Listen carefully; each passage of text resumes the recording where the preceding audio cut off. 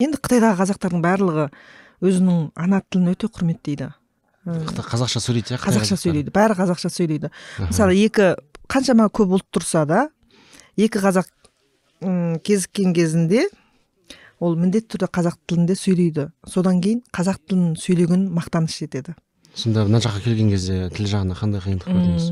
Қазақша ең бірінші келе қалған кезінде маған өкімет орындарына барған кезінде қазақ тіліне қарағанда орыс тілін көбірек жауап қайтарады.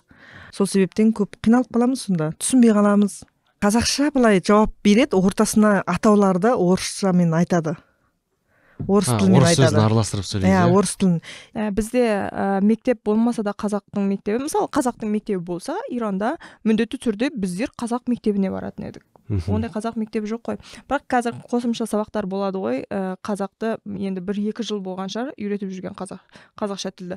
Оны қуанып барып үйренеді. Кішкентай балалар қуанып мақтанышпен қазақша тілді үйренеді. Бірақ біз кішкентай кезімізден қазақша тіл ешқайда үйретпеген, өзіміз үйде сөйлесіп. Мына жерге келгенде мен кейбіреуге қазақша сөйлейін десем, орысша жауап береді. Не себепті десем, ол айтады, себебі біз орыс мектебін бітірдік деп, қазақ адамдар. Орыс мектебін бітіргесін біртүрлі қазақша түсініп тұрса да сөйлегісі келмейді. Мен өзім сезем ғой. Қазақша түсініп тұр, қазақша сөйлей алады, бірақ біртүрлі орысша сөйлегенде кішкене күштірек деп санаймын. Сосын мысалы мен қазақша айтқанда ол орысша жауап бергесін, енді мен амал жоқ қой, сөзімді түсіндіру үшін мен ағылшынша сөйлеймін. Ағылшынша сөйлегенде олар кейбіреулері жауап береді, кейбіреулері жауап бермейді. Ағылшынша сөйлеген кезде көз қарасы басқаша болады. Тек қазақша сөйлеп тұрса, ауылдан келген деп менсінбей тұрады. Солай менсінбей. Мысалы, бір қызық нәрседе айтайын. Мысалы, мен Ақтауда болдым ғой.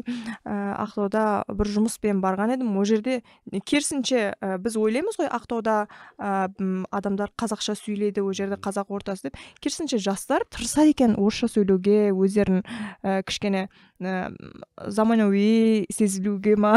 Қазақстанға енді өзім көшіп келдім ғой, қазақ еліне үлесім қосқым келіп. Сол кезде жұмыс табу қиын болды маған.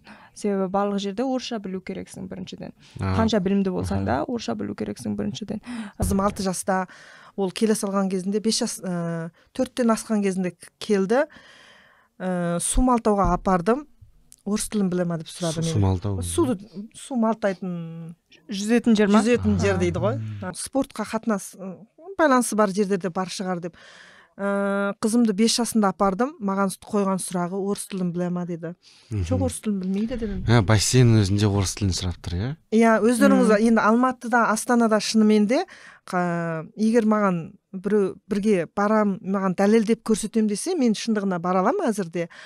Бүткіл Алматы бойынша су малтауды, су жүзетінді үйрететін ұстаздар барлығы қазақтан емес, басқа ұлттардан болады.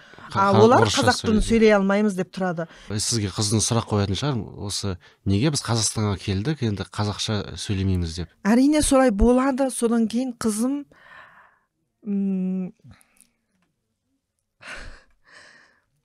анамын ғой енді мен. Балам ондай қиналып келсе шындығында. Өкінбеймін десем өтірік болады шындығында.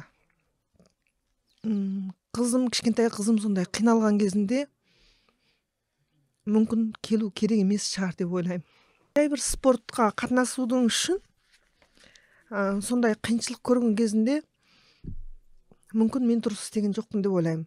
Енді Қазақстанға келген кезінде 5 жастағы қызымның өзін бір су малтауға бару үшін орыс тілін білмегендігі үшін ол жерде үйрене алмағанына өзіңізді кінәлі сезінесіз. Иә, өзімді кінәлі. Мен анамын ғой, алып келіп тұрған менмін. Келген кезде 4-тен асқан, қазір 6-дан асты. Амалсыздықтан ол орыс тілін үйренді. Қазақстанға келіп, орыс тілі ортасында кедергі болып тұр дегенде шындығында жүрегім ауырады. Көп мамандығымен, өзінің мамандығымен ең жүрегім ауыратыны медицина жағынан, малдау дәрігерлік жағынан көп мамандар келді. Бірақ сол тіл білмегендік үштен, сол себептен сондай зерттеу орталықтары ол кісілерді қабылдамайды. Ол өте қиын шындығында. Келгеннен бастап өзінің, мысалы өзіңіз ойлаңызшы, бұрын бір медицина жағынан жүрек миған тамырынан мықты профессор болған Қазақстанға келген кезінде орыс тілін білмегендігі үшін білімін дәлелдеп көрсете алмаса, Қытайда да болсын, көп мемлекеттерде болсын, қазақ тілін сөйлеп тұрған қазақтарды мәдениетті деп, білім алған қазақ деп саналады. Қытайда болса да, егер қазақ тілін жақсы сөйлей алса, ол сөз зат анасы, білімді адамдар. Оларда статус бар, мәртебесі бар. Мәртебесі бар, жоғары санайтын дейді.